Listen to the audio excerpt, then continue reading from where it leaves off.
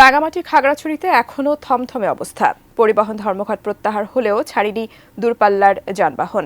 এখনও ফিরতে পারেননি সাজেকে আটকে পড়া পর্যটকরা। প্রতিনিধিদের পাঠানো তথ্য ছবিতে ডেস্ক রিপোর্ট।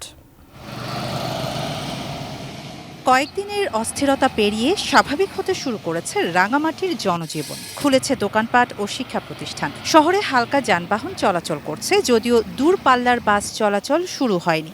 গত কয়েকদিন পরিবহন বন্ধ থাকায় কৃষি ও কাঁচা পণ্য নিয়ে লোকসানে পড়েছেন ব্যবসায়ীরা। একটা জায়গায় আমরা পাহাড়ি বাঙালি সবাই বসবাস করি, কিন্তু আমাদের শান্তি শৃঙ্খলা বজায় রাখতে গেলে আমার মনে হয় একে অপরের পরিপূরকভাবে চলতে হবে।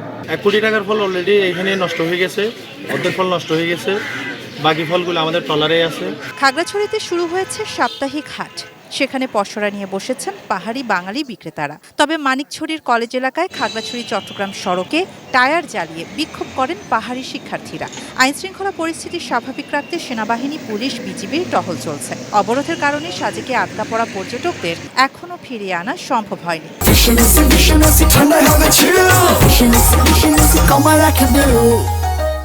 সেখানে সহস্রাধিক পর্যটক আটকে আছেন।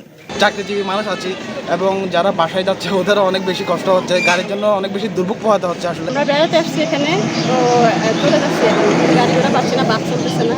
বান্দরবান রাঙামাটির সড়কেও যান চলাচল শুরু হয়েছে। পাহাড়ের পরিস্থিতি অনেকটাই স্বাভাবিক হয়ে আসলেও এখনও উদ্বেগ উৎকণ্ঠায় সাধারণ মানুষ। নিরাপত্তামূলক ব্যবস্থা জোরদার করেছে প্রশাসন।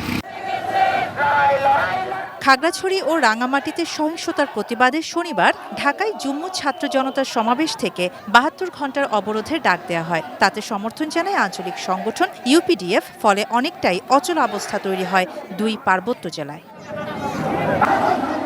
শাহানা জাহান, ডেস্ক রিপোর্ট, এটিএন নিউজ।